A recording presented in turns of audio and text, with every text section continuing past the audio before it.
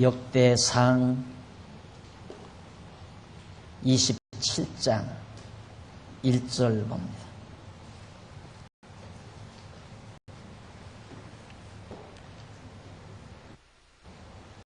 역대상 27장 1절. 이스라엘 자손의 모든 족장과 천부장과 백부장과 왕을 섬기는 유사들이 그 인수대로 반차가 나누이니 각 반열이 24,000명씩이라. 1년 동안 달마다 체본하여 돌아가며 나왔으니 정월 첫 반의 반장은 삽디르 아들 야소부아위요 그 반열에 24,000명이라.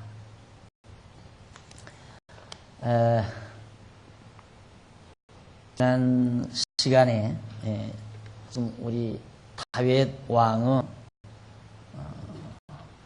그 시적 다윗 왕이 어떻게 나라를 다스렸는가, 그것은 바로 다윗 왕의 수립에 있어서 매우 중요한 부분이라는 것을 제가 강조해 드린 바가 있습니다. 다윗 왕조를 하나님께서 세워놓으시고 그 왕조가 견고하도록 섭리해 가시는 가운데 다윗 왕으로 하여금 나라를 견고하게 쓰려가도록 섭리하는 내용을 지금 저희들이 살피는 중입니다. 그 가운데 이제 다윗 왕이 대적들 다 진멸하고 내정, 나라 안을 튼튼하고 견고하게 정비하는 그런 내용, 우리가 지금 살펴가고 있는 중입니다. 그래서 먼저 이스라엘 나라가 존립하는 것은 여호와 하나님을 경외하는 데 그 의미가 있는 거죠. 그래서 레위 자손들을 잘 정비시켜서 하나님 경외하는 데 지장이 없고 완벽하게 해놓은 것을 지난 26장까지 해서 살펴봤습니다. 그리고 나서 이제 하나님 여호와를 경외하는 일뿐만 아니라 백성을 다스리는 통치 직무, 나라를 다스리는 통치 직무도 잘 해나갈 수 있도록 정비하는 내용이 27장에 소개되고 있습니다.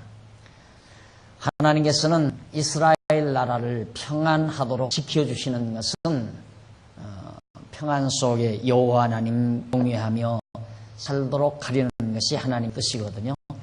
그렇기 때문에 하나님을 경외하는 성전 직무를 레위 자손들에게 잘 감당하도록 정비할 뿐만 아니라 나아가서는 나라도 왕가도 왕국도 튼튼하고 견고하게 대적들로부터 보호하고 지킬 수 있도록 그 직무를 정비한 내용이 27장에 나와요. 그런데 이제 봉독해드린 말씀대로 이스라엘 자손의 모든 족장과 천부장과 백부장과 왕을 섬기는 유사들이 그 인수대로 반차가 나뉘었다. 그러는 모든 족장 하면 지파마다 하나의 족장들이죠. 가족마다 족장들이. 그러니까 12지파 가운데 지파 안에는 족장들이 다 있고요. 그 다음 족장 밑에는 천부장, 백부장, 왕을 섬기는 유사들, 이게 전부 다 짜여져 있었다 하는 얘기입니다. 족장은 한 족속을 다스리는 대표고요. 그 다음 이제 천부장은 1000명을 다스리는 대표입니다. 그리고 이제 백부장은 100명을 다스리는 그런 대표고요. 그런데 이제 왕을 섬기는 나, 왕을 보여야 되지 않겠어요? 그래서 왕을 섬기는 유사들이 그 숫자대로 반차대로 왕을 지켜야 되니까, 그래서 한 번 나가서 지키는 사람의 수가 24,000명, 왕궁을 지키는 그 반차의 수, 한 반열의 수가 24,000명씩이나 됐다고 했습니다. 24,000명 가운데 이제 천부장이 있고 부장이 있고 이렇게 해서 각 반차가 나뉘어서 돌아가면서 당번을 정해가지고 돌아가면서 나라를 견고하게 왕궁을 지키도록 다 짜여져 있었다. 그래서 각 반열 1년 동안 달마다 치곤해서 매달 한 번씩 돌아가면서 이제 나라를 왕국 지키고 왕을 보호하는 반열들이 소개된 것이 바로 27장에 나타나고 있습니다. 27장 내용은 바로 24,000명씩 짜여진 반열들의 그 대표자와 그 수가 쭉 소개된 것이 27장 내용이에요. 자, 이런 것들이 오늘을 사는 우리들에게 무슨 의미가 있기에 오늘 우리는 이 시간 이 말씀을 읽으면서 이것이 하나님의 말씀이라고 받아들여야 하는가? 다윗 왕궁을 지키고 나라를 지켜가는 그런 반열들의 대표자의 이름과 그 수를 우리가 알아야 될 이유가 뭘까 하는 것이 이 말씀을 듣는 우리들의 궁금사가 아닐 수 없을 겁니다. 그러나 이 말씀이 이것이 곧 하나님의 말씀이 되는 것은 일찍이 제가 말씀드린 대로 앞서 하나님께서는 다윗에게 내 이름이 존귀케 되고 또 내 왕가가 견고하게 되고 내 나라가 평안케 하리라. 하나님께서 다윗에게 그렇게 언약하신 바 있습니다. 그러면 나라가 평안하고 왕가가 견고하고 그리고 다윗의 이름이 존귀케 되려면 나라가 잘 정비돼서 튼튼하게 존립해야 되지 않겠어요? 그래야 다윗 왕의 이름이 존귀케 되고 그리고 그 왕가가 견고하게 될 뿐만 아니라 그 백성도 평안하게 사다 이 말입니다. 그러니까 바로 지금 27장에서 하나님께서 이처럼 문무백관들이 다 짜여지고 하나님을 경외하는 레위 자손들의 대열이 정비되고 또 나라를 다스리는 그런 직무, 통치 직무가 이처럼 잘 정비되었다는 사실을 밝혀놓은 27장의 내용이야말로 정말 여호와 하나님께서 언약하신 대로 그 언약을 다윗 왕조에게 허락하셨다는 확증을 우리에게 보여주는 것입니다. 다윗이 이처럼 나라를 견고하게 해놓은 것은 다윗이 위대하고 다윗이 잘나고 다윗을 드러내기 위해서 하나님께서 이처럼 섭리하신 것이 아니라 하나님께서는 다윗이라는 사람을 통하여 하나님 당신 자신이 여호와이실 뿐만 아니라 살아서 한 나라의 역사도 지배해가고 다스려간다는 사실을 오늘을 사는 이들로 하여금 깨닫게 하려는 것이 바로 27장에 나타난 이 말씀의 진정한 의미는 것입니다.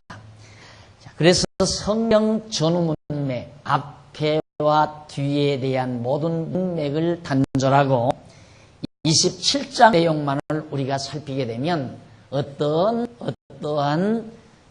느낌을 갖게 되냐면, 다윗은 정말 위대한 사람이로구나. 저처럼 나라를 견고하게 잘 세워서 나라를 정말 모든 나라의 자랑거리가 되게 하고 또 나라를 너무도 견고하게 잘 통치하는 위대한 통치자였다. 이렇게 다윗이라고 하는 개인적 인물이 높이 평가될 수밖에 없는 그런 내용이 바로 27장 내용입니다. 그래서 대부분의 교사들은 이렇게 말합니다. 여러분, 다윗은 여호와 하나님을 잘 경외하고 하나님을 잘 섬겼기 때문에 그가 그렇게 위대한 인물이 되어서 나라를 잘 쓰리고 견고케 하고 그래서 그는 엄청난 복을 받아 누린 일국의 왕이었습니다. 라고 그렇게 표현을 합니다. 그러니까 다윗을 위대한 인물로, 그래서 요즘 한창 유행한 설교 패턴 중에 하나가 인물 설교입니다. 매 주일날마다 성경에 나오는 인물을 소개하면서 그 인물이 위대하다는 것을 자꾸 이렇게 주입시키고 또 가르쳐 줍니다. 왜 위대한가? 그가 하나님 여호와 잘 경외했기 때문에 위대한 인물이 됐다.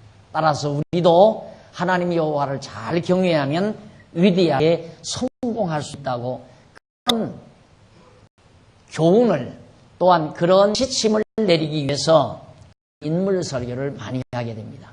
이것은 얼마나 성경을 많이 곡해하는지 모릅니다. 다윗은 위대한 자가 아니었습니다. 다윗은 원래 집안에서도 받은 형편없는 사람이었어요. 그래서 다른 형제들은 다 가정에서 부모 밑에서 살았지만은 다윗은 버림다 저 들가에서 고생하면서 양무리들을 먹이는 그런 머슴살이나 다름없는 그런 처절한 아들 중에 하나였어요. 그런데 하나님은 그를 픽업해서 이처럼 한 나라의 일국의 왕이 되게 하신 것은 바로 모든 주권이 하나님께 있다는 사실을 오늘 우리에게 알게 할 뿐만 아니라, 하나님은 한번 언약했으면 언약대로 반드시 이루시고, 그리고 살아서 역사를 지배하시는 전능자임을 우리로 하여금 깨닫게 하기 위해서 다윗을 이렇게 위대하게 하나님이 만들어 놓으신 것입니다. 따라서 우리는 아무리 위대한 모습이, 성경에서 다윗의 위대한 모습이 발견이 돼도 우리의 시선은 거기에 멈추면 안 됩니다. 다윗의 위대함에 우리의 시선이 집중돼서는 안 되고, 위대하게 만드신 여호와 하나님께 우리의 관심이 집중되어야 성경을 올바르게 볼 수 있다는 것입니다. 어제 제가 집에 들어갔는데 저녁에 전화 한 통화가 지방에서 걸려왔어요. 누구시냐니까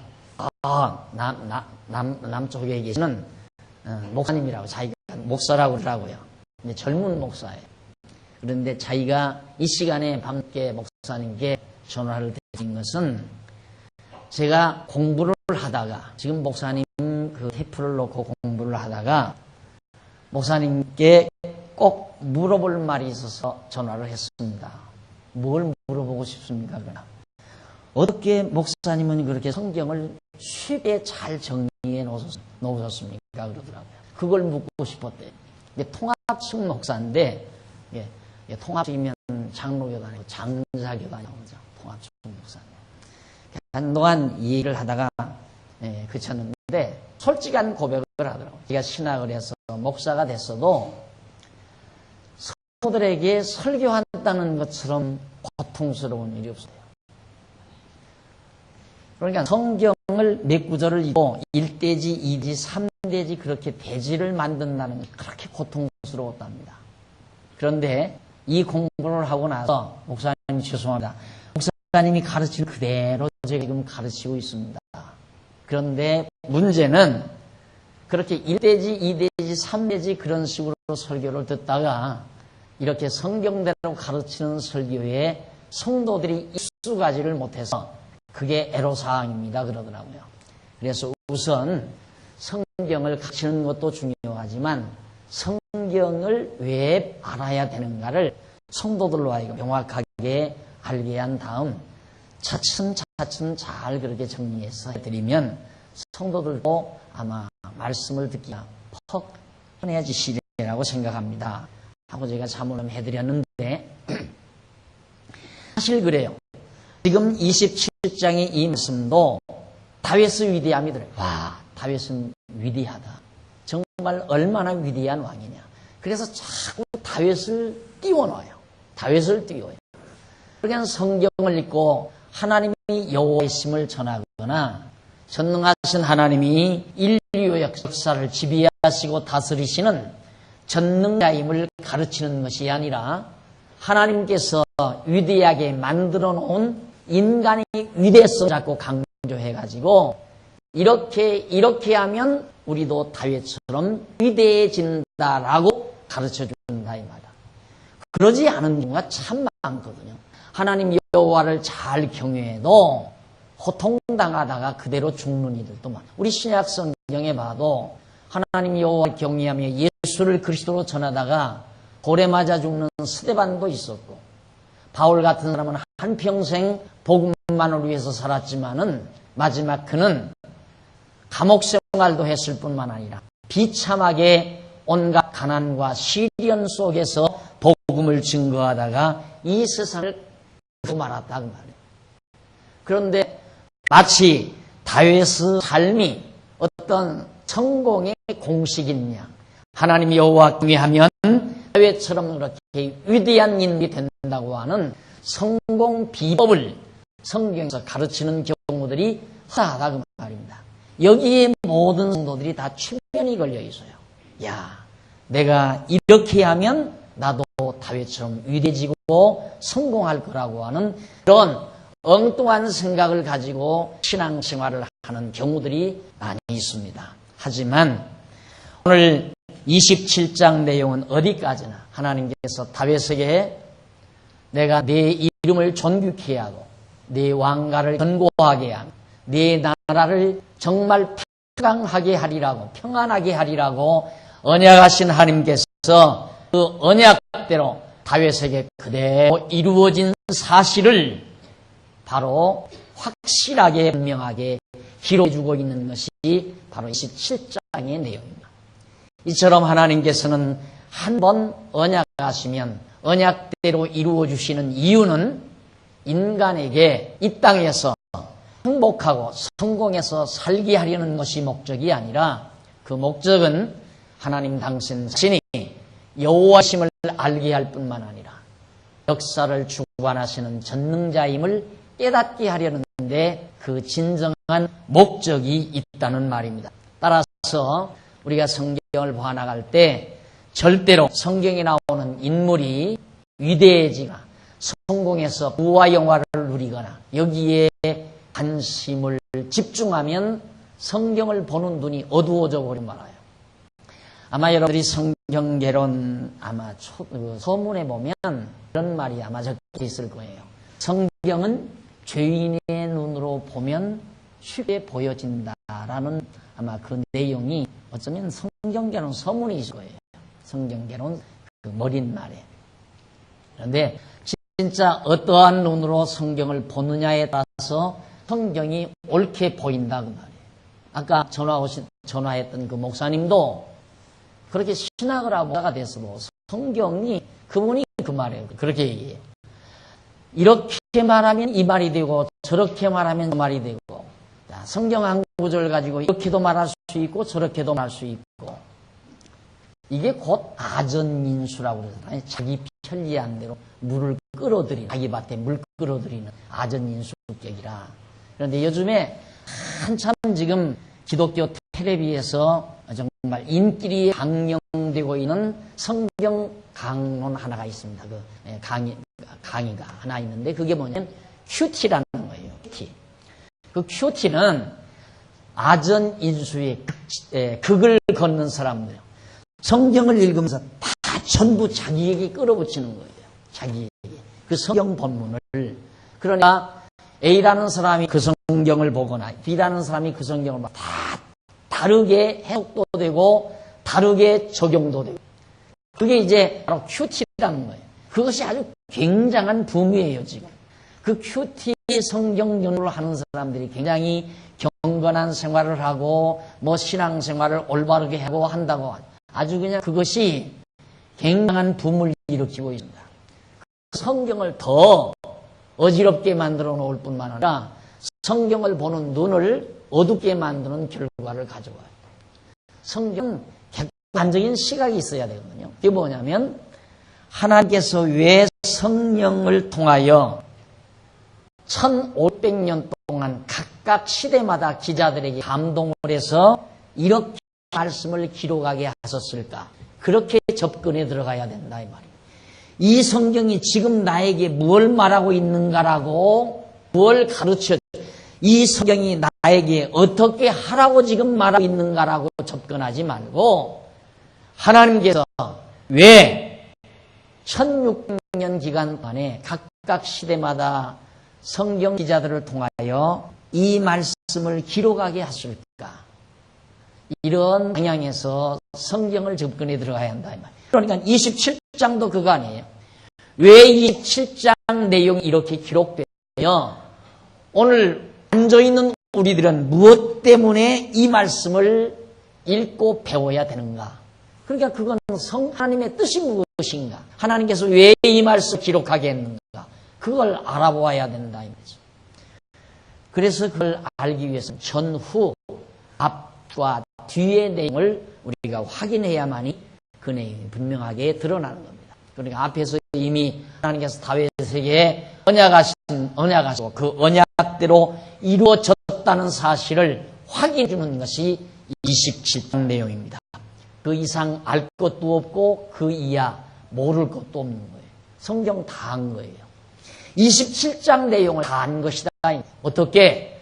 하나님께서 다윗에게 언약한 대로 하나님께서 다윗의 이름을 존귀케 하기 위해서 다윗 왕가가 아주 견고하게 잘 체제 정비가 됐다.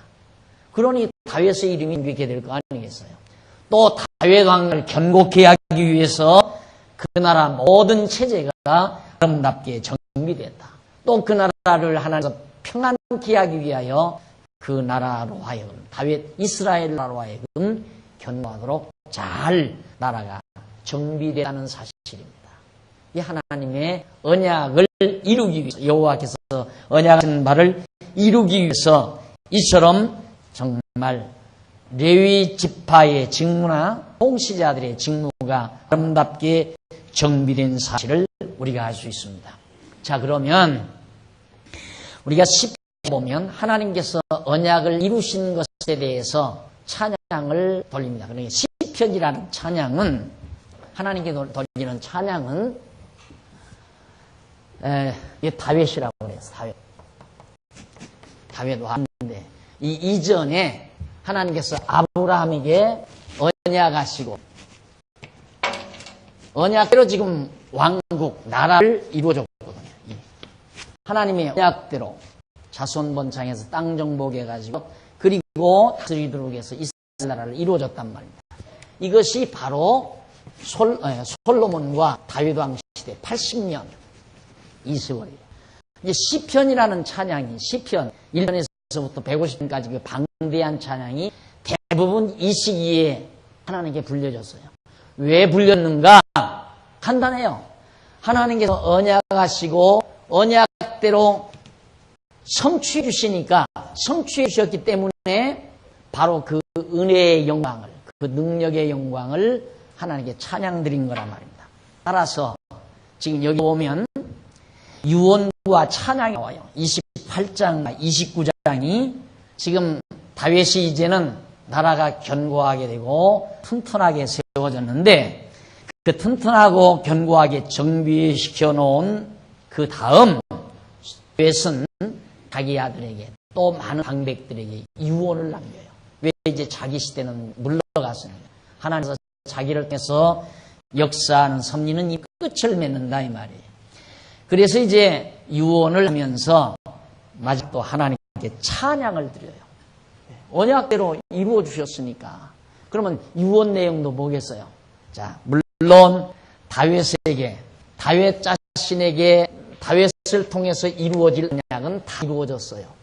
그러나 앞으로 이루어질 언약, 솔로몬을 통해서 이루어질 언약, 그 후대의 왕가를 통해서 이루어질 언약들이 많이 있잖아요. 하나님께서 언약하신 것. 그러니까 다윗은 자기 당대에 이루어질 언약은 언약대로 다 이루어졌단 말입니다. 자기 당대에 다 이루어졌기 때문에 다윗은 자기 아들 솔로몬에게 그리고 솔로몬과 더불어 나라를 같이 이끌어갈 방백들에게 유언을 해요. 그 유언은 뭔가? 하나님의 언약이 성취된 것을 근거해서 그 언약에 의해서 유언을 해요. 이렇게 된다. 앞으로 이렇게 될 것이다. 그러니 너희는 이렇게 해라. 그게 유언이에요. 그러니까 인간의 보통 그냥 하나님의 말씀을 모르는 유언은 다윗의 유언이 아닌 유언은 야 밭이 몇 평짜리가 밭이 어디에 있는 거니까 문서는 둘째 아들이 가져라 이런 유언이나 하고 갈까? 앞으로 이렇게 일이 이루어진다. 그러니 이런 일들을 이렇게 대비하도록 해라. 이런 유언 못하잖아요.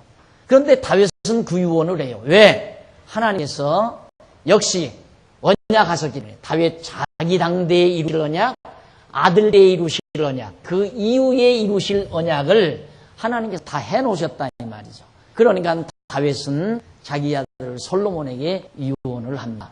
그 유언 내용이 바로 지금 18장에 나오고 29장은 찬양 내용이 주로 소개되어 있습니다. 한번 보십시다. 뭐라고 유언하는가? 1절로 10절에 보면 다윗 왕이 방백에게와 솔로몬에게 언약을 들어 다짐을 합니다.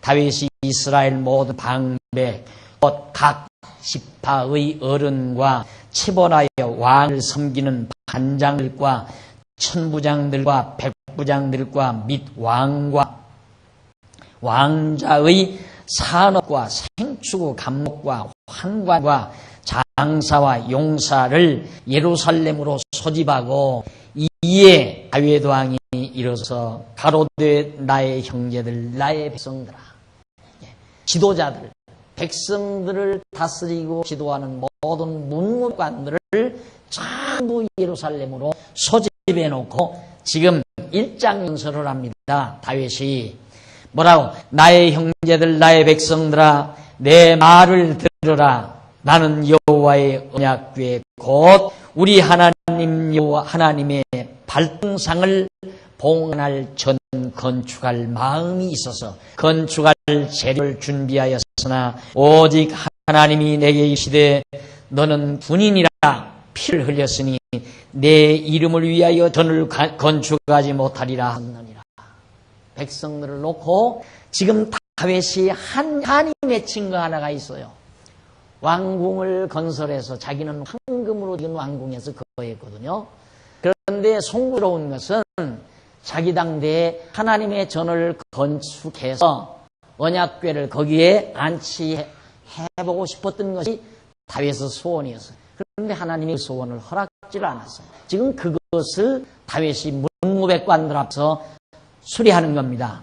그러나 4절 이스라엘 하나님 여호와께서 전에 나를 내 부친의 온 집에서 택하여 영원히 이스라엘 왕이 되게 하셨나니. 자, 그러나 이스라엘 하나님 여호와께서 전에 나를 이세 아들 가운데서 하필이면 제일 못난이 자기를 하나님이 선택했다. 그래서 택하여 영원히 이스라엘 왕이, 여기서 영원히 이스라엘 왕이란 자기 아들 다윗의 후손이 계속 왕이 되니까 급기야는 그 다섯 자손에서 만왕 왕이신 예수 그리스도 태어나기까지 하나님께서 하셨기 때문에 그래서 영원히 왕이 되게 했다는 말을 다윗이 지금 사용하고 있습니다. 다윗은 실제로는 죽어요. 그러나 영원히 자기로 왕이 되게 했다는 것은 자기 아들이 또 왕되고 자기 아들이 왕되고 결국은 다윗 자손으로 오신 예수 그리스도가 만왕의 왕으로서 영원한 만왕의 왕이 되심을 지금 의중에 두고 말하는 내용입니다. 자, 그래서 왕을 삼으셨느니라. 내 부친의 집을 택하시고 내 부친의 아들 중에서 나를 기뻐하사 온 이스라엘이 왕을 삼으셨느니라. 그러면서 여호와께서 내게 5절 내게 여러 아들을 주시고 그 모든 아들들 중에서 내 아들 솔로몬을 가사 여호와의 나라 위에 앉혀 이스라엘을 다스리게 하실세. 내게 이르시기를 네 아들 솔로몬과 내 전을 건축하고 내 여러 뜰을 만들리니 이는 내가 저를 택하여 내 아들을 삼고 나는 그 아비가 될 것입니다. 다윗이 하나님께서 언약하신 내용을 지금 다윗이 이제 죽기 이전에 이 자리에서 문무백관들을 모여놓고 다 얘기하는 거예요. 성전 나 못 졌다. 하나님이 나 피를 많이 군인으로서 피를 많이 흘렸다 해서 나에게 허락지 않아서 나 성전은 짓지 못했다. 그러나 하나님이 나 댁에서 영원한 왕을 삼으시고 그리고 내 아들 솔로몬으로 성전을 지켜야 한다고 그래. 이 말이에요. 하나님의 언약을 얘기하는 거예요. 그게 지금 유언과 같은 거죠.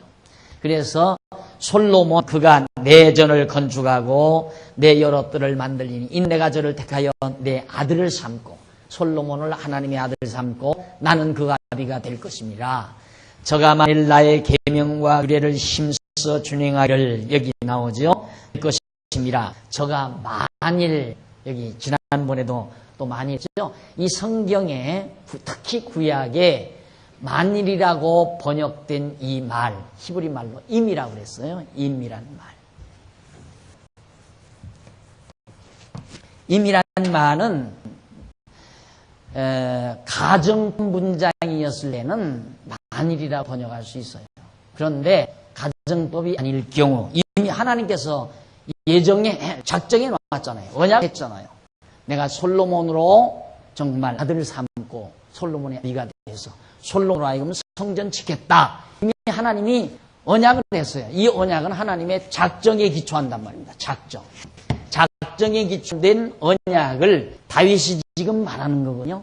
그러니까 이건 이루게 돼 있는 거예요. 그렇기 때문에 가정법 문장을 사용할 수 없어요. 만일이라는 말을 해서는 안 된다 이 말입니다. 그러니까 틀림없이 이 말이 틀림없이 아니면 보라 아니면 틀림없이 그렇게 된다. 보라 그렇게 된다 그 말이에요. 반드시 하나님이 언약하셨으니까 보라 그렇게 이루어진다. 보라 그렇게 틀림없이 되어진다 이 말이죠. 이제 임이라는 말인데 이걸 우리말 성경에서 다 만일이라는 말로 번역해가지고 성경을 보는 눈이 많이 흐려져 버렸어. 어두워져 버렸다 이 말이에요. 그러니까 솔로몬이 이렇게 하면 하나님이 솔로몬으로 성전 짓게 하고 솔로몬이 이렇게 하지 못하면 하나님이 그렇게 안 하겠다. 그런 말이 되지거든요. 만일이라고 번역을 하게 되면 번역이 잘못된 거예요. 다시 한번 보십시다. 7절 저가 만일 나의 계명과 규례를 힘써 준행하기를 오늘날과 같이 하면 내가 그 나라를 영원히 경케 하리라 하셨느라. 그러면 그 말을 다시 바꾸어서 저가 나의 계명과 규례를 힘써 준행할 것이므로 틀림없이 그렇게 준행할 것이므로 그 말은 뭐냐면 하나님께서 말씀하신 대로 솔로몬이 성전 잘 짓는다 그 말이에요. 성전을 짓게 된다. 왜? 하나님이 그렇게 이미 작정해서 솔로몬을 통해서 성전 짓겠다고 다윗에게 언약했기 때문에 그 언약대로 솔로몬이 명하신 말씀 따라 성전을 그대로 잘 지을 거다 이 말이에요. 이 레위기 공부할 때 성전 짓는 규모가 다 나있잖아요. 설계도가 그 규례대로 규칙대로 그대로 솔로몬이 잘 지을 거다 그 말이에요. 그래서 잘 지을 뿐만 아니라 그렇게 오늘날 같이 그렇게 하면이 아니라 할 것이므로 내가 그 나라를 영원히 경고케 하리라. 이스라엘 나라를 다윗 왕가를 영원히 경고케 한다 이 말이에요. 그래야 이 앞뒤 문장이 맞지. 갑자기 거기 끼어들어가지고 가정법이 들어가 버리면 앞에 모든 내용이 다 뒤집어져 버려요. 전부가 다 뒤집어져 버려요. 그러니까 이 단어 하나를 잘못 번역한 것이 얼마나 성경을 곡해하게 만드는가. 봐라, 솔로몬이 이렇게 잘 율법 잘 지키면 나라를 견고하게 해주고 율법을 잘 지키지 못하면 나라가 망한다. 그러니까 이스라엘 나라가 잘 되고 못 되는 것은 솔로몬의 행위에 닿았다. 이렇게 나올 거 아니에요. 저 글자 하나를 잘못 번역한 번역 때문에. 그러니까 남의 나라 언어를 이게 히브리어 고전 히브리어를 현대인들이 사실 이런 어법은 없잖아요. 성경이 계시적인 어법. 하나님께서 영원한 작정해 놓으시고 작정대로 언약에서 언약대로 틀림없이 이루어가는 그런 내용을 표현하는 보편적 언어는 없단 말이에요. 국어사전은 그런 언어가 없어요. 이것이 종교적이고 계시적인 언어예요. 그러니까 특수한 종교적 계시적 언어를 갖다가 국문학적, 국어사전적 의미로다가 우리들이 보편 상대적 언어로다가 계시적 언어란 하나님께서 수직적으로 주는 언어예요. 그러나 인간들이 사용하는 언어란 상대적으로 너와 나가 사용하는 상대적 언어라 이 말이에요. 이게 상대적 언어로 번역을 해놓은 거. 해놓다가 보니까 이런 엄청난 생각의 혼란을 가져온 거예요. 그러니까 하나님께서 이렇게 언약했으니 틀림없이 내 나라가 견고할 것이다 이 말이에요. 솔로몬이 다윗이 말하는 것은 왜? 하나님이 그렇게 언약했으니까. 그래서 이제 8절 보십시다. 이제 너희는 온 이스라엘 곧 여호와의 회중의 보는 데와 너희 하나님을 들으시는 데서 너희 하나님 여호와의 모든 계명을 구하여 지키기로 하라. 그리하면 너희가 이 아름다운 땅을 누리고 너희 후손에게 끼쳐 영원 기업이 되게 하라. 거기도 그리하면 이게 레만이란 말인데 하면이라고 번역되는 게 아니에요. 레만이란 말은 그러기 위하여.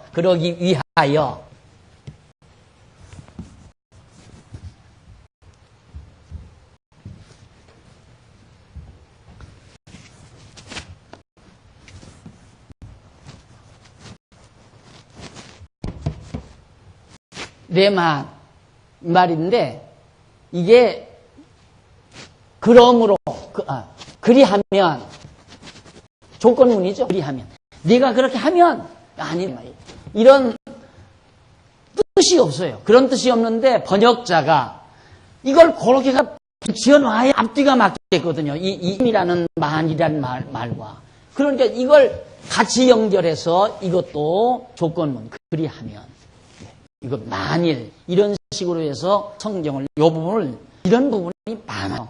특히 신명기에는 더 많죠.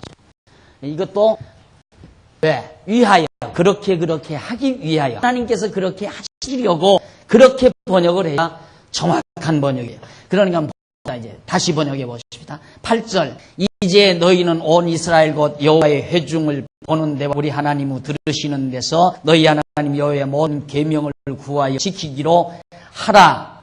왜냐하면 그 말이죠. 그리하면이라. 왜냐하면 너희가 이 아름다운 땅을 누리고 너희 후손에게 저 영원한 기업이 되게 하기 위하여 그렇게 해라 그 말이죠. 그러니까 어쩌면 그리하면이라고 해도 되지 않느냐. 하나님께서 이렇게 해서 이 땅, 너희 다윗 왕가가 영원한 나라가 영원한 왕국이 되게 하시려고 너희들로 하여금 그렇게 섭리해 가시니까 너희는 율법을 따라 계명을 따라 성전 지키러 노력하라. 성전을 잘 지어라. 힘써라. 성전을 하나님이 명하신 대로 잘 힘써라. 이미 하나님께서 그렇게 언약했으니까 그 말이거든요. 그런데 그런 언어가 일반적인 상대적인 우리 일반 언어에는 없어요. 그러니까 번역을 못한 거예요. 이 말로 번역을 할 때 이건 아까 말한 대로 하나님이 인간에 주시는 계시 용어이기 때문에 절대 언어죠. 근데 상대적인 개념을 지니고 있는 언어로서 절대어를 번역한다는 것은 힘든 거란 말입니다. 그대로 번역하면 돼요. 이 뜻대로 그냥 하나님이 작정하셔서 언약하신 대로 이루어줄 것이므로 그대로 이루어줄 것이니까 이루어서 내 나라가 견고할 거니까 율과 규례에 따라 성전을 열심히 잘 지어라 그 말이에요. 그게 무슨 조건문이에요? 안 그래? 하나님이 이렇게 하시고 언약했으니까 너희들은 하나님이 명하신 말씀대로 성전을 잘 지어라. 지금 그 얘기란 말입니다. 그런데 그걸 솔로몬이 내가 잘하면 하나님께서 그렇게 복을 주고 잘못하면 망한다 이 얘기가 되는 거 아니었어요. 이래서 이런 부분이 구약 성경에 상당히 많이 나와요. 그래서 항상 여러분 성경을 볼 때 만일이란 말이 나오게 되면 그때는 항상 여러분들이 조심을 해야 된다 하는 얘기입니다. 그 다음 한번 보십시다. 9절 내 아들아 솔로몬 내 아들 솔로몬아 지금 다윗이 유언하는 거예요. 너는 네 아비의 하나님을 알고 온전한 마음과 기쁜 뜻으로 섬길지어다. 섬기게 될 것이다 그 말이에요. 섬길지야 이 말은 섬겨라 명령이 아니라 섬기게 된다 이 말입니다. 자, 섬길지어다. 이게 된다. 여호와께서는 문 마음을 감찰하사 모든 사상을 아시나니 네가 저를 찾으면 만날 것이요 버리면 저가 너를 영원히 버리시리라. 자, 이것도 조건문처럼 되지 않았어요. 네가 여호와께서 마음을 감찰하사 모든 사상을 아시나니 네가 저를 찾으면 하나님을 찾으면 만나고 버리면 저가 너를 영원히 버리리라. 솔로몬이 하기에 따라서 하나님이 찾기도 버리기도 한다. 이런 얘기가 된다 그 말이에요. 그런데 그게 아니고 하나님께서 솔로몬의 이미 언약하신 말씀대로 이루어지는데 하나님 솔로몬의 마음 가운데 하나님 찾는 마음을 준다 그 말이에요. 하나님 마음을 찾는 마음을 주어서 하나님께서 솔로몬을 아들 삼고 하나님의 솔로몬의 아비가 되게 해주신다. 하나님께서 언약했으니까 그렇게 된다. 그러나 만일 이럴 때가 이 만일이죠. 그렇게 될 리는 없지만은 네가 내 마음속에 하나님 버리는 마음이 있으면 하나님께서 널 버린다 그 말이에요. 그런데 그 버린다는 말은 어디에 해당되느냐면 막판에 가서 솔로몬이 마지막에 가서 결국 이 버릴 것을 이미 이것도 확증을 하는 거예요. 하나님께서. 솔로몬이 마지막 때에 하나님 여호와 저버리고 그 나라가 혼란에 빚어져서 이 나라가 갈라질 거. 그죠? 솔로몬이 마지막 때에 지혜를 잃고 하나님을 저버렸기 때문에 되는 거란 말이에요. 그걸 지금 다윗이 예언하는 거예요. 예언. 그런데 이걸 할 수도 있고 안 할 수도 있는 것이 솔로몬에게 달려있는 것으로 온다면 가정법이죠. 그렇죠? 그러나 이건 확정적인 거예요. 솔로몬이 마지막에 하나님을 저버려요. 하나님 잘 경외하다가 마지막 하나님 저버리게 돼 있어요. 그걸 지금 다윗이 솔로몬에게 예언하는 거란 말이다. 그렇게 해서 결국 지금 앞으로를 대비하도록 너를 택하여 성소의 전을 다시 찾으면 날 것이요 그리하면 저가 너를 영원히 버리시리라. 10절 그런즉 너는 삼갈지어다. 여호와께서 너를 택하여 성소의 전을 건축하게 하셨으니 힘써 행할지니라. 하나님께서 너로 하면 성전 건축했으니까 너는 성전 열심히 지어라. 지금 그 말이에요. 하나님이 그렇게 확정해 놨으니까. 그러니까 절대 인간의 자유의지를 전제로 한 지금까지 봉독해 드린 이 말씀이 인간의 자유의지를 전제로 한 하나님과의 상대적인 언어가 아니라는 거. 그걸 꼭 명심해야 돼요. 그러니까 하나님은 이미 확정해 놓으시고 작정대로 이루실 것을 언약하시고 언약대로 이루실 것을 이미 다윗을 통해서 솔로몬에게 말하는 내용이야. 그러니까 버린다는 것도 언약대로 버리게 됐고 하나님 여호와 순종한다는 것도 언약도 순종하도록 돼 있다는 것. 그것이 상대 언어가 아닌 절대적인 계시어라는 것을 여러분들이 꼭 명심을 해야 이제 봉독해드린 성경 내용의 명확한 해석이 요거에 대한 명확한 해석은 아마 6권인가 막론집 6권인가 자세하게 나왔어요. 언어 부서까지 해서 자세하게 나와 있으니까 여러분들이 이 부분을 집에서 다시 한번 확인해 보시기 바랍니다. 역대상 28장 이 부분은 꼭 집에 가셔서 막론집을 확인해 보시기 바랍니다. 그러면 거기에 분명하게 어느 부분까지 해서 해석까지라도 정확하게 제가 해드려 놨습니다. 그 다음 이제 11장 넘어가면 11절로부터 19절까지 보면 다윗 왕이 전후 식양과 중수를 아들 솔로몬에게 전해줘요. 하나님께서 명하신 성전의 그 규모, 모든 이제 설계도 그걸 알려줘요. 다윗이 전후 낭실과 그 집들과 그 곡간과 타락과 골방과 속죄소의 식양을 그 아들 솔로몬에게 주고 또 성신의 가르치신 성령의 하나님의 영에 가르치신 모든 식양을 설계도예요. 성전 설계도 식양을 여호와의 전의 뜰과 사면의 모든 방과 하나님 전 곡간과 성물 곡간의 식양을 주고 또 제사장과 레위 사람과 반열과 여호와의 전에 섬기는 모든 일과 섬기는 데 쓰는 모든 그릇의 식양을 설명했다. 다 알려줬어요. 또 모든 섬기는 데 쓰는 금기명을 만들 금의 중량과 모든 섬기는 데 쓰는 금기명을 만들 은의 중량을 정하고 또 등대들과 그 등잔 곧 각 등대와 그 등잔을 만들 금의 중량과 은등대와 그 등잔을 만들 은의 중량을 각기 적당하게 하고 또 진설병의 각 상을 만들 금의 중량을 정하고 은상을 만들 은도 그렇게 하고 고기 갈고리와 대적과 종자를 만들 정금과 금잔 곧 각 만들 금우중량과 또 은잔 곧 각 잔을 만들 은의 중량을 정하고 또 향단에 쓸 정금과 또 다시는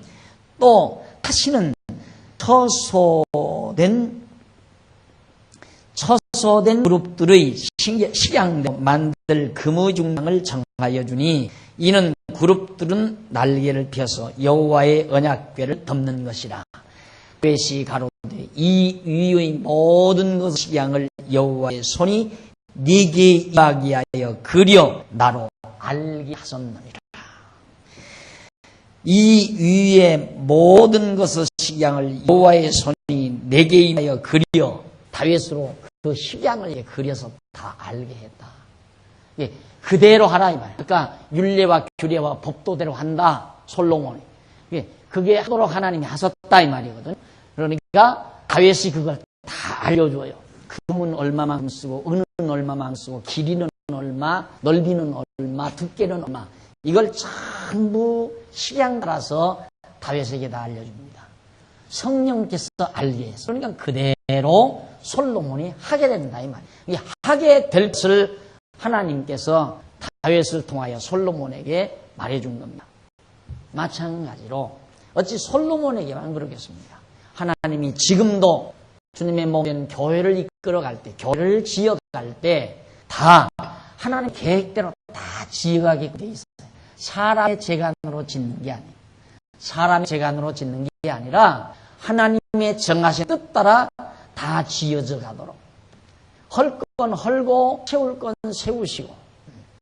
사람 마음대로 할 것 같으면 그런 경우 많잖아요. 우리가 보면 사람이 다 하는 거죠. 사람이 다 하는 거지만 하나님께서 망하게 할 건 망할 일만 하게 만들고 흥하게 할 건 흥한 일만 하게 만드시는 것처럼 하나님이 세우실 교회는 세워가도록 하나님이 지어가는 거란 말입니다. 사람의 생각으로 짓는 게 아니에요. 그러니까 어리석어서 인간이 자기 어떤 설계를 가지고 인간적인 생각에 의해서 교회를 이끌어가려고 하는 것은 굉장히 어리석은 일이죠. 그렇게 하게 되면 자기는 망신당하게 돼 있어요. 인간의 생각을 앞세우게 되면. 그런데 하나님께서 헐어릴 교회 같으면 인간의 생각을 하게 놔두죠. 인간의 욕심대로, 인간 자기 이상대로 하도록. 그래서 무너지게 만들어요. 구라파 교회가 그래다 무너진 거고, 서구 교회 그래서 다 망하는 거 아니겠어요? 일으킬 교회는 하나님이 일으키시고 망하게 할 것은 망하게 하죠. 지금 솔로몬의 성전 하나님께서 지으려니까 정확하게 짓게 만드시잖아요. 그러나 장차 바벨론 포로 직전에 솔로몬의 성전을 하나님이 다 헐어버려요. 그러니까 세우시는 분도 하나님, 헐어하시는 분도 하나님. 세우기도 하시고 헐기도 하신 분이 하나님이시다 하는 걸 우리가 알 수 있습니다. 이렇게 정확하게 솔로몬이 그 시향대로 다 짓도록 다 알려줬습니다. 그렇게 해서 20절로 마지막 절까지 보면 28장 20절로 21절까지 보면 다윗 왕이 솔로몬에게 담대히 건축할 것을 부탁을 합니다. 결론이 이게.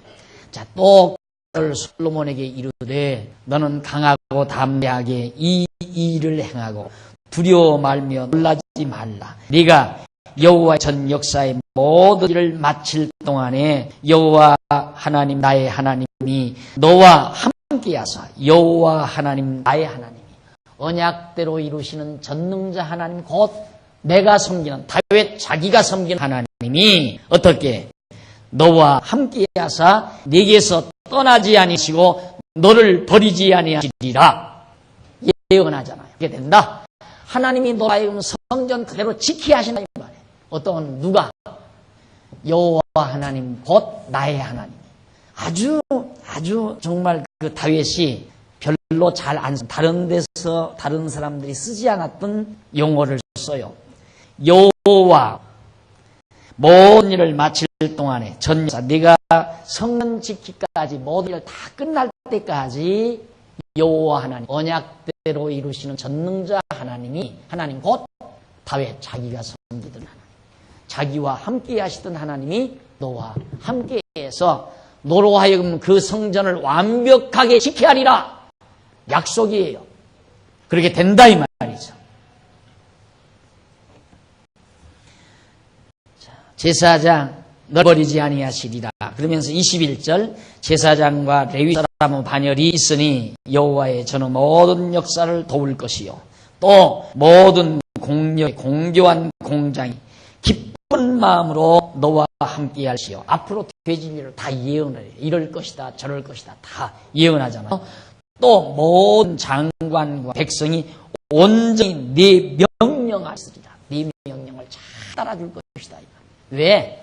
하나님이 이미 그렇게 하시기로 다윗에게 약속이 언약하셨기 때문에 분명히 하나님께서 너와 모든 기술자들도 공장이들도 또 내파들도 내 명령을 잘 따라서 성전 하나님의 전을 완벽하게 지을 수 있도록 하나님이 너와 함께 하리라 이 말이에요. 이 하나님의 선. 이것이 다윗이 지금 자기 아들 솔로몬에게 유언은 간단히 말하면 성전 지어라 이 말이에요. 그러면 그 유언이 일반적으로 다윗이 지금 아들에게 너 성전 지어라. 그러면 짓고 안 짓는 주권은 누가 달려요? 솔로몬이 지을 수도 있고 안 지을 수도 있잖아요. 그걸 상대적인 언어라고 언어 개념으로 우리가 이해할 수 있죠. 그러나 지금 여기서 말하는 것은 다윗의 말이 아니에요. 하나님께서 이미 작정 가운데 언약하신 내용대로 다윗은 전달하는 것뿐이란 말입니다. 그러니까 수직적 관계죠. 하나님께서 절대 관계에서 하나님 명령으로 주어요. 지어라 이 말이에요. 하나님의 명령이기 때문에 명령은 되도록 되어 있어요. 이 명령은 되고 안 되는 것이 명령 받은 자에게 되어 있지만 이 명령은 되고 안 되는 것이 명령자에게 달려있다 이 말이에요. 이걸 계시 언어. 항상 성경을 볼 때는 이 관계를 놓고 성경을 보셔야지 이런 언어 개념으로는 성경을 올바르게 이해할 수가 없다. 이번 여름 사경회 때도 여러분 잠언서 공부를 참 서두 서론만 하시피 했잖아요. 그런데도 그렇게 통쾌하게 풀려나가는 이유는 이런 의미로 보는 게 아니라 이렇게 보기 때문에 하나님의 말씀은 이런 개념으로 하나님의 말씀을 이해해야지 인간들끼리 나누는 상대적인 언어 개념으로 성경을 보아서는 윤리도덕으로 풀려날 수밖에 없는 거죠. 그래서 지금 다윗이 솔로몬에게 이렇게 하리라, 이렇게 된다, 있으리라, 아예 단정적으로 된다는 것을 말하면서 너는 해라 하고 명령하는 내용입니다. 자, 그 다음 29장 넘어갑니다. 29장부터 넘어가는데 29장 1절로 5절에 보면 다윗 왕이 전 건축을 위하여 금과 은의 헌납을 촉구합니다. 성전을 지을 테니까 금과 은 이거 다 백성들들어 내라 하고 그걸 말해요. 다윗 왕이 온 회중에게 이르되 내 아들 솔로몬이 홀로 하나님의 가신 바 되었으나 오히려 어리고 솔로몬이 어리다 이 말이 연약하고 이 역사는 크도다. 할 일은 크고 많은데 솔로몬은 미약하다 이 말이에요. 어리고 미약하다. 그러면서 이 저는 사람을 위한 것이 아니요 여호와 하나님을 위한 것이라 내가 이미 내 하나님의 전을 위하여 힘을 다하여 예비하여 나니 곧 기구를 만들 금과 은과 놋과 철과 나무며 또 만호와 박을 보석과 꿀 보석과 채석과 다른 보석들과 화반석이 매우 많으며 성전을 위하여 예비한 것이 모든 것 위에도 내 마음에 내 하나님의 전을 사모하는 마음으로 나의 사유의 금으로 내 하나님의 전을 위하여 졌노니 곧 오비르 금 3,000달란트와 천 7,000달란트와 모든 건 벽에 입히며 금, 은 그릇을 만들며 공장 손으로 하는 모든 일에 쓰게 하였노니 오늘날 즐거이 손에 채워 여호와께 드리겠느냐. 자, 나는 이렇게 했다 이 말. 솔로몬 이제 다윗이 나 이렇게 해서 이렇게 했다. 그런데도 모자란다 그 말이에요. 그러니 누가 이 일에 같이 동참하겠느냐 하고 다윗이 그렇게 공포를 합니다. 이 말을 듣고 6절 이에 모든 족장과 이스라엘 모든 지파 어른과 부장과 백부장이 왕 사무감독이 다 어떻게 즐거이 드렸다. 이게 하나님 하시는 일이에요. 즐거이 하게 하신다. 하나님이 이미 하시려고 작정해서 언약까지 했기 때문에 하나님이 지금 모자라는데 다윗이 준비한 가지고는 모자란다고 말하면 그럼 못하겠네요. 그러면 하나님이 아니죠. 할 마음을 줘요. 즐거운 마음을 줘요. 그래서 하고 무릇 보석이 있는 자는 게르손 사람 여이엘을 붙여 여호와의 전 곳간에 드렸더라. 백성이 자기의 즐거이 드림으로 기뻐하였으니 곧 저희가 성심으로 하나님께 즐거이 드리며 다윗 왕도 기쁨을 이기지 못하여 하니라. 이렇게 바로 하나님이 하시는 일이에요. 그래서 제가 늘 그러잖아요. 이게 하나님의 성전 아닙니까? 장안중앙교회가 주님의 몸 교회로서 신령한 성전이란 말이죠. 그런데 우리가 다 예수 그리스도를 중심으로 지어져 있잖아요. 지어져 간다 이 말이에요. 어떻게? 기쁘고 즐거우면 지어져 가는 거예요. 그래서 즐겁지 않으면 하지 말라 이 말이에요. 뭐든지 밥도 즐겁지 않으면 하지 말고 청소도 즐겁지 않으면 하지 말고 연보도 즐겁지 않으면 하지 말고 짜증 부리며 하지 말라 이 말이에요. 누가 하랬어요? 짜증 왜 하면서 짜증 부리고 불평을 해요? 불평하면 안 나오면 되잖아. 그렇죠? 다 지금 불평 안 하고 기쁨과 즐거움으로 교회 생활하면서 주님의 몸된 교회를 지어가는데 자기 혼자 불평하면 뭐하러 나와요? 불평할 바에는 나올 리 없어요. 그리고 성도들하고 자꾸 충돌하고 서로 갈등을 빚고 미워 증오하고 뭐하러 나와요? 나오면 미운 사람만 있고 증오스러운 사람만 있는데 그건 하나님이 하는 일이 아니에요. 그래서 기쁘고 즐겁지 않으면 하지 말라. 이게 하나님이 해가시는 일이에요. 하게 하신다. 어떻게? 자원하는 마음을 주고 기쁘고 즐거운 마음을 줬어. 그리고 여러분 지금 우리 교회 지금 여러분 보잖아요. 봐요. 오늘 주보에 보면요. 별로 색다른 광고 하나가 나왔어요. 그게 뭐냐면 색다른 광고가 뭐냐면 본당에는 음식 및 음료수 반입을 일체 금하고 있사오니 협조해 주시기 바랍니다. 왜 쓴지 아세요? 이게 왜 광고가 나가는지 아세요? 우리 집사님들 장로님들이 나서서 청소를 하는데 그냥 사이다 먹다가 버리니까 끈적끈적 바닥에 묻어 있는 거예요. 그리고 커피 먹다가 콜라 먹다가 그래서 콜라 같은 건 쏟으니까 커피 같은 건 쏟으니까 의자 카바가 다 더러워져서 잘 빨리지도 않고 그것 때문에 걱정들을 하시더라고요. 자, 무슨 얘기를 하려고 이 얘기하는가? 자원에서. 그러니까 교회를 자원해서 하시는 것. 지금 여러분 점점 보자.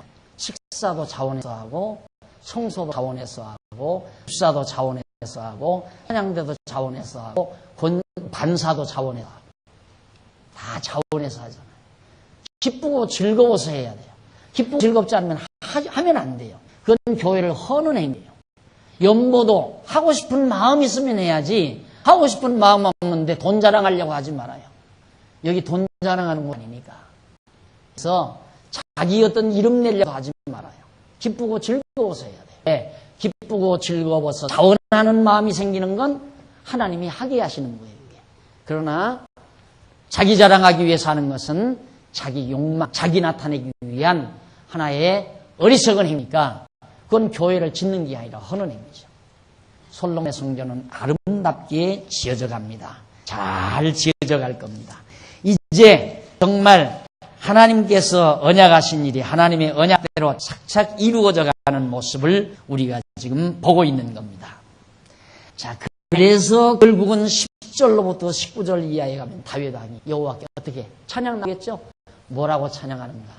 우리 다음 주일날 다윗이 어떻게 찬양하고 무엇을 감사하며 간구하는가를 우리 알아보면서 또 한 번 하나님의 부신 뜻을 살피기로 하고 오늘 말씀을 드립니다. 기도하십시다. 전능하신 하나님 아버지, 은혜와 사랑을 감사합니다. 하나님의 작정하신 뜻이 하나님의 권능에 의해서 이루어져감을 다시 한번 오늘도 역대기하에서 살펴봤습니다. 살아계신 하나님 아버지요, 오늘 우리들 어리석은 생각하지 말고 살아가게 하시옵소서. 내 능력과 내 계획대로 이루려는 미련한 생각들을 버리게 하시고 하나님의 정하신 뜻 따라 만사가 이루어져 간다는 사실을 믿고 그 하나님의 뜻에 따르며 기쁘고 즐겁고 자원하는 마음으로 살아간 저희들이 될 수 있도록 주께서 역사해 주시옵소서. 예수님 이름으로 기도드립니다.